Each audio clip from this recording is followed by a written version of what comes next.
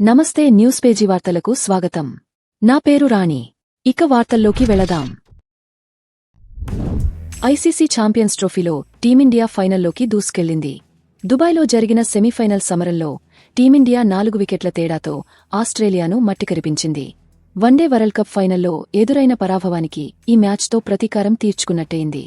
ఈ మ్యాచ్లో టాస్ గెలిచి తొలుత బ్యాటింగ్ చేసిన ఆస్ట్రేలియా 49.3 ఓవర్లలో 264 పరుగులకు ఆలౌటైంది.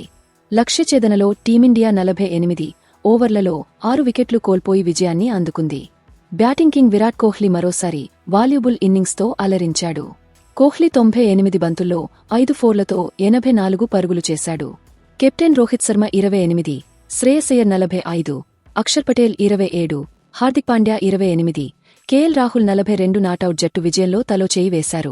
ఆస్ట్రేలియా బౌలర్లలో leg spinner Adam Zampa 2, medium pacer Nathan Ellis 2, Ben వాషుయిస్, కూపర్ కనోలీ చెరో వికెట్ తీశారు. ఇక ఛాంపియన్స్ ట్రోఫీలో బుధవారం రెండో సెమీఫైనల్ మ్యాచ్ జరగనుంది.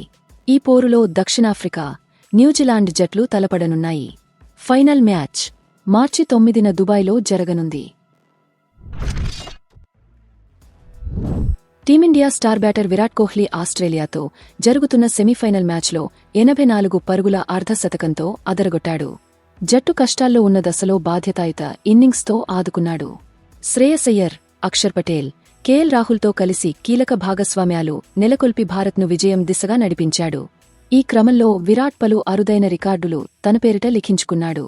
ఛాంపియన్స్ ట్రోఫీలో అత్యధిక పరుగులు బాదిన భారత బ్యాటర్గా విరాట్ చరిత్ర సృష్టించాడు. ఇప్పటివరకు విరాట్ 744 పరుగులు బాదాడు. ఈ క్రమంలో మాజీ ప్లేయర్ శిఖర్ ధావన్ 701ని అధిగమించాడు. ఓవరాల్గా ఈ లిస్టులో విరాట్ రెండో స్థానంలో ఉన్నాడు.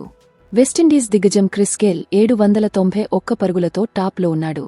విరాట్ అంతర్జాతీయ వన్డే చేజింగ్లో 8000 పరుగుల మైలురాయి అందుకుని ఈ ఘనత సాధించిన రెండో బ్యాటర్గా నిలిచాడు.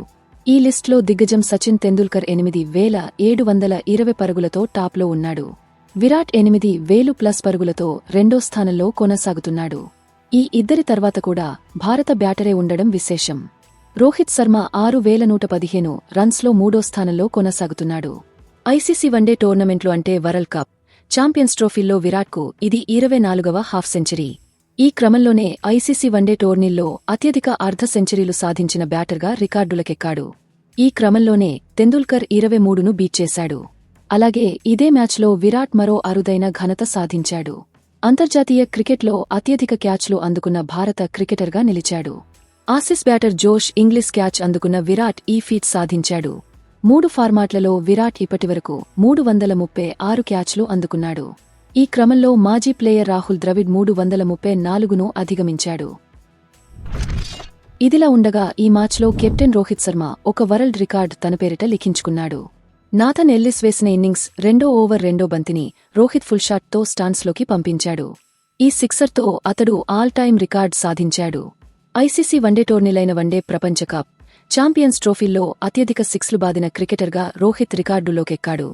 ఇప్పటివరకు రోహిత్ ఐసీసీ వన్డే టోర్నీల్లో 65 సిక్స్లు బాదాడు. ఈ క్రమంలో West Indies star batter Chris Gayle 64 సిక్స్లను ఆయన అధిగమించాడు. తాజా సమాచారం కోసం లైక్ చేయండి. ఛానల్ను సబ్స్క్రైబ్ చేయండి.